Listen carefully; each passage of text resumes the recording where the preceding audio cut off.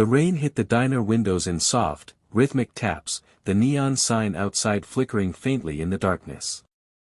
It was 11:45 p.m., and Emily Carter, a 28-year-old waitress, stood behind the counter at Miller's Diner, wiping down the last few coffee mugs. Her shoulders ached, her back was sore, and her hands smelled faintly of dish soap. Emily had been working here for 6 years, ever since her parents died in a car accident when she was 17.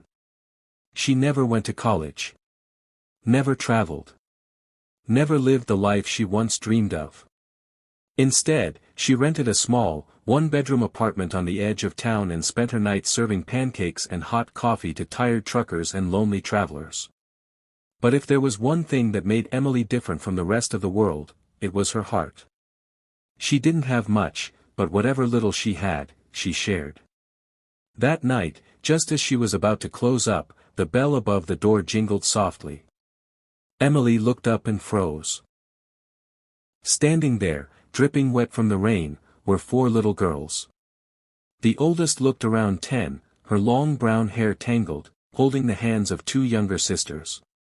The smallest, barely 3 years old, clung tightly to her sister's coat, her lips trembling from the cold.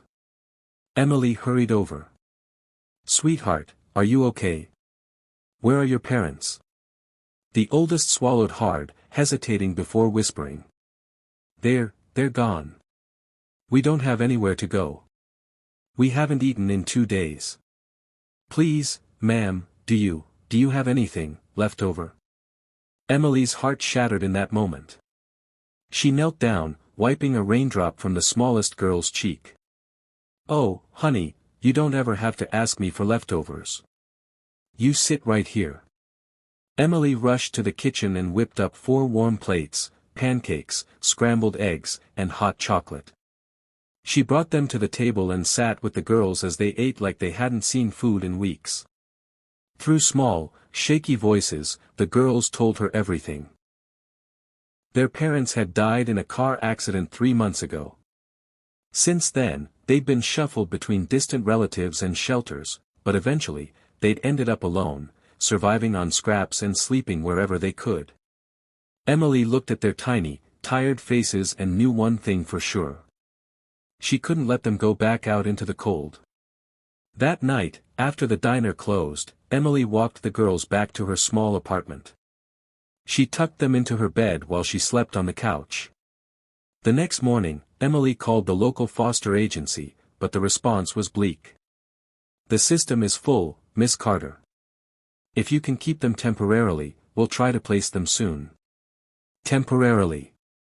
Emily stared at the 4 sleeping girls, their faces soft and peaceful for the first time in months.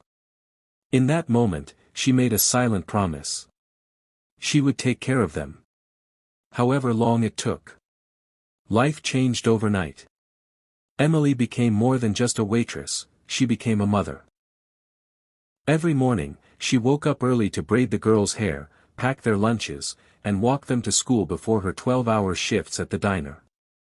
Her wages were meager, but she found ways to make them stretch. She skipped doctor appointments for herself, wore the same shoes for years, and often ate only 1 meal a day so the girls could have enough. There were nights when she cried silently on the couch, wondering if she was strong enough. But every time one of the girls hugged her and whispered, "We love you, Emily," she found the strength to keep going. The girls, too, began to change. The oldest, Lily, started excelling in school, dreaming of becoming a nurse. Sophie, the second, loved reading and wanted to be a teacher. Grace, the third, showed a natural talent for computers, and the youngest, Emma, said she'd become a lawyer, so nobody could ever take us away from you, Emily. Emily would laugh through her tears, kissing their foreheads. "You can be anything, my darlings. Anything." 10 years later, the girls had grown into beautiful young women.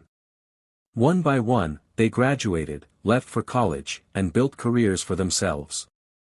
And suddenly, Emily was alone again. The apartment was silent.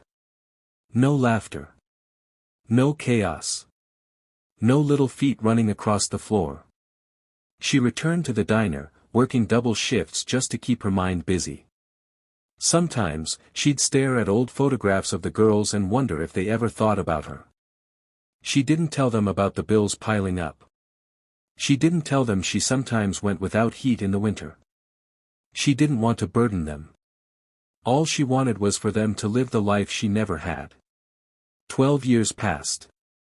Emily was 50 years old now, her hair streaked with gray, her hands rough from years of hard work. One rainy afternoon, as she walked home from the diner, she noticed something unusual. A black SUV parked in front of her apartment. She slowed down, confused, clutching her umbrella. The doors opened. And 4 women stepped out. Elegant. Confident. Radiant. Emily blinked. And then, her breath caught in her throat. It was them. Lily. Sophie. Grace. Emma. The 4 little girls she had once found shivering in the rain, now grown women. Before she could say anything, Emma, the youngest, rushed forward and threw her arms around her. "Emma," she cried, tears streaming down her face. Emily froze, trembling. I didn't think you'd remember me." Lily stepped forward, holding a large envelope in her hands. Her voice broke as she spoke. "Emily, we could never forget. You gave us a life when we had nothing. You gave us love when the world abandoned us. And now, it's our turn." Inside the envelope were house keys.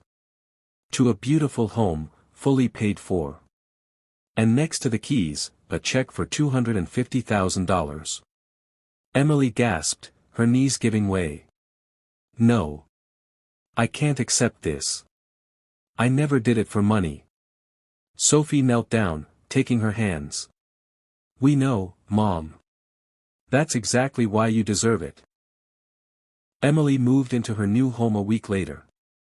The girls, now successful women, visited every weekend, filling the house with laughter, music, and love once again. She had spent her youth feeding 4 orphan girls.